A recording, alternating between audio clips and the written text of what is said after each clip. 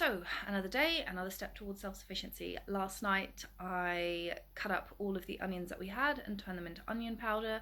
I say all the onions, I had a grand total of 4 piddly little onions, but they were probably not going to get used before they went off, so I thought, you know what, we're not wasting that. So I ground up the whole thing, skin included, and then dehydrated them, and now I've got a nice little stash of dried onion powder. And here we go, 3 onions, dehydrate into that, which is a little bit pathetic, but at least I know that once the onions come out of the garden, I can fit a hell of a lot of onions in one jar, so that's good. And I don't need to worry about this going off now, so it's shelf stable. Yesterday I managed to get some of my hot peppers planted. I know it's a little bit late, but since I'll be growing these either in the greenhouse or in my living room, I don't really have the same kind of time constraints. I can start them a little later. And also the Carolina Reaper seeds only arrived yesterday. If my husband had told me 2 months ago, I could have gotten that done sooner, but he didn't. So here we are. I do need to cover these up just a little bit better, but that, it's not the end of the world. So I've got cayenne and I've got some Carolina Reaper, which if you didn't know used to be the hottest pepper in the world. Now it's another pepper called Pepper X, but those seeds aren't available, and frankly this thing will burn the skin off your hands. I don't really need to go any hotter. And then over here I've got some broccoletto. I can't actually read my own writing. Shallots. And then some red Brussels sprouts. They weren't really doing very well in the greenhouse, so I just thought, you know what, I'm not risking it because I want all of these very, very much. So I'm going to plant another batch, multi-seed them in the same tray, and then pick them out later once they start growing. So that's good. And then what I'll do with all the spares is I'll give those away to friends. And we'll do like a big kind of swap. That always works out really well, and frankly at the moment I'd rather have too much food than not enough. I also managed to go to the shops tomorrow and I managed to find a massive bag of sea salt. It was just labelled as sea salt. Apparently there was nothing else in it, but I did check. I did a burn test to see what colour the flame would burn. And I also dissolved some in water to see if there was any kind of grit or any other kind of impurities in it, and I did a taste test and it does look like it's sea salt, and I got a massive 10-kilo bag for £3.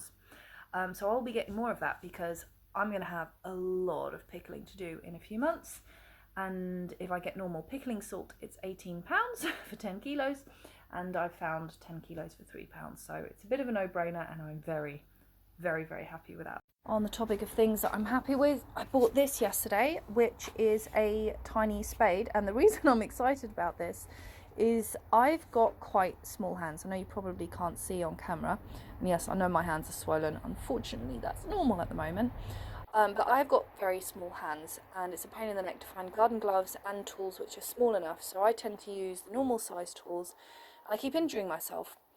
But today I finally got one of these, and I really, really like it because it has one of those lips, which if you do a lot of digging, it's really handy to be able to pop your foot on that, to be able to push down. If it doesn't have that, it can damage the soles of your shoes, it can damage the arch of your foot, and I've done all of those things, so I would like to avoid that. But the main thing I was excited about, and if you're trying to get lifelong tools, this is a good trick, is make sure that it has this little detail, because if it doesn't, and it's just this shape, that means that you've got no way to fix the handle if it breaks. And obviously if you're trying to aim for self-sufficiency and self-reliance and all that, you want stuff that is reliable in the first place and can be fixed. So you want to try and find something which has a little notch like this and then a screw, because then you can just get a piece of hazelnut or something like that and you can easily either replace or even make a new handle. So I was very, very pleased with that. That's a new nice bit of kit which is added to the garden. On the topic of kit, some of the things that I've been saving over the last few months are all the tin cans from the the sweet corn from Lidl. And another thing that I've been saving is my son is absolutely obsessed with those flake ice creams, and they normally come with this little protective cap, but I discovered that this little protective cap sits on top of this perfectly, like a mini greenhouse. So I've been saving these because then I can pop things up in this and then give it to my friends and just have an elastic band around it, and even if it gets knocked about, it's not going anywhere. So instead of chucking it, now I've got another cheap, almost free resource. And let's put a hat on you too. I need to see if I can get that fixed. It's one of those automatic vents, and unfortunately it's got unclipped from the top. I also need to wash the windows, but that is tomorrow's problem. For the moment. I just want to get that reattached to the window so that it can start to work like that one. And do you know what? Getting those automatic vents was hands down the best thing that I ever did, because on days where I'm sick or tired or I just forget, I don't have to worry about it. It gets too hot in here and just opens up, so I need to get that fixed now. And this is why I always keep a box of all these spare screws and stuff, because there's always something missing. Okay, let's see what I've got, because the vent has a tiny little screw missing, and thinking about it, I don't remember it coming with one. So I think it was one of those things that I just didn't bother complaining about because it just wasn't worth it. I'm pretty sure that's the same thing. Nope, it's not. Back to square one. Right. Definitely not the same thing, but we'll see if it works. Please fit, please fit, please fit. And too big. This is what I hate about fixing stuff. It always takes you 3 times longer to actually fix stuff. Oh, come on. It doesn't need to be perfect. It just needs to be good enough. Okay, a lot longer, but that looks promising. Right, I did something I probably shouldn't have done, and I took a much longer screw and I cut it down to the right size. So let's see if that works. Ah, it works! So it's the jobs you think you can do quickly, and they always go wrong. Okay, done. And yesterday I finally managed to dig some more in there. I got that massive big chunk of concrete out, and now this one's done, and now I need to dig hole number 3.